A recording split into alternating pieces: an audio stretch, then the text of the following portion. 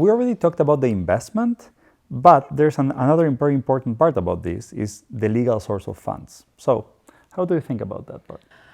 So the source of funds is one of the most important aspects of the E-2, and it's highly scrutinized by the consular officers, or if you're doing change of status with USCIS. Basically, we have to show where did the money for this investment came from. And it could be different sources. It could be your savings, it could be inheritance, it could be sale of property, it also could be a gift.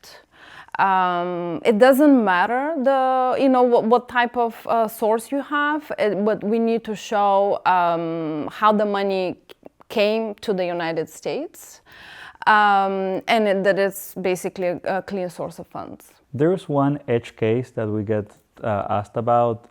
What about if 80% of the company is in hands of treaty country holders, but then, I have investors into my company. Let's say this is very normal with founders, right? The startup founders.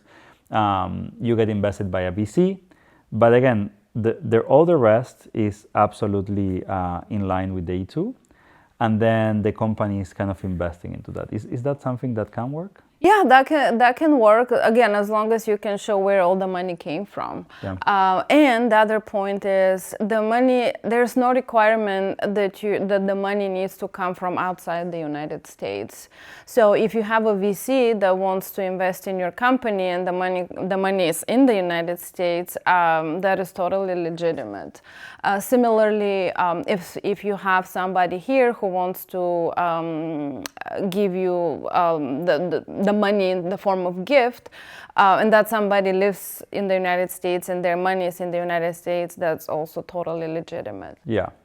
Yeah, in that particular case of the VC, then the founders would get the E2 employees, right? Because they're not the investor. Yeah, so in that case, the company will be the investor, so to speak, and the founders, they will be essential employee or managerial employees of that company. They're not going to be the investor because they didn't invest. Yeah, so there's a lot of flexibility with these two roles, right? Between the investor, the essential employee, and where the funds came.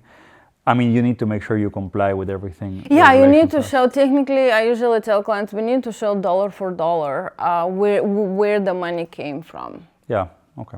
So this part is very, very important for the E2.